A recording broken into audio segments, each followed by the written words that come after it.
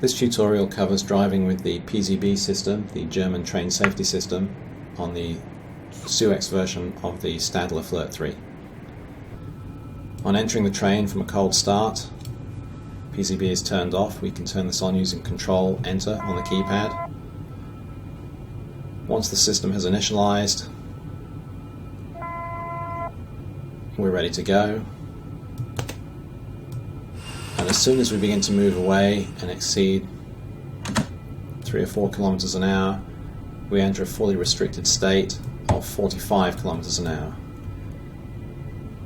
We must clear this before we go any further, or not exceed 45 kilometers an hour, and we can do this using the free key for PZB, which is End on the keyboard, and we're now released to full line speed. I'll use the speed limiter here to accelerate us up to 100 kilometers an hour. And what we have to watch for now on the track ahead is yellow signals with a PZB magnet next to them. When passing a yellow signal, we have a couple of seconds to acknowledge it. We acknowledge yellow signals using this key, the acknowledge key, and that is page down on the keyboard. So here you can see we're approaching a magnet and a yellow signal. So once we pass it, we must acknowledge it,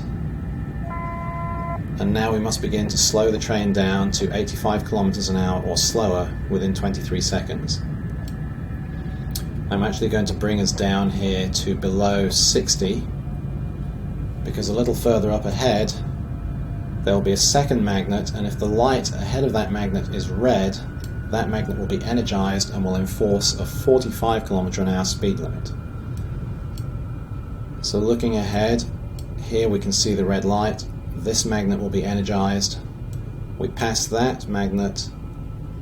We're now restricted to 45, and we must drop our speed to 45 or below pretty quickly. In this case the light is red, so we must come to a complete stop. So I'll bring the train to a complete stop using the brakes.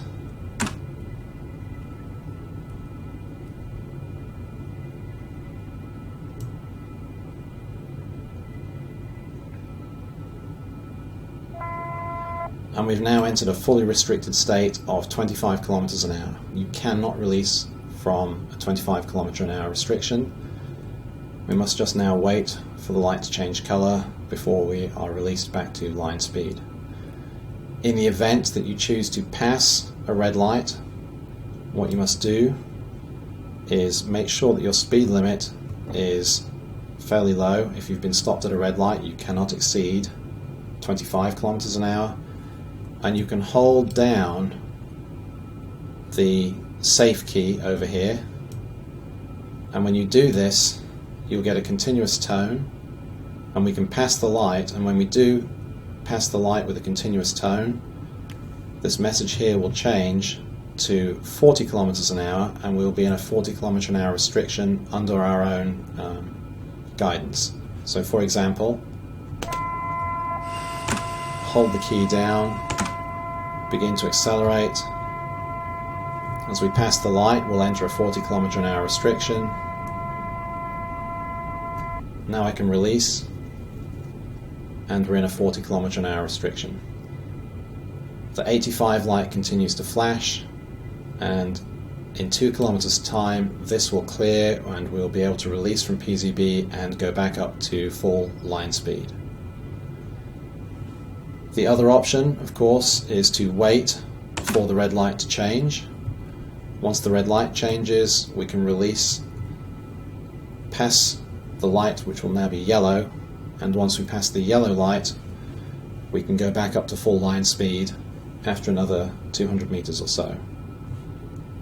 PZB is very complicated. I thoroughly recommend that you read the manual. I recommend that you look up online how PZB works. It is not a tolerance system for driving. I have attempted in this train to help you out, so if you deliberately, or I will deliberately do something here to enforce a PZB brake, In my train, if you exceed any one of the PZB limits and the brake comes on, you will also get a brake code down here that you can look up in my manual, and it will tell you why you received an emergency brake.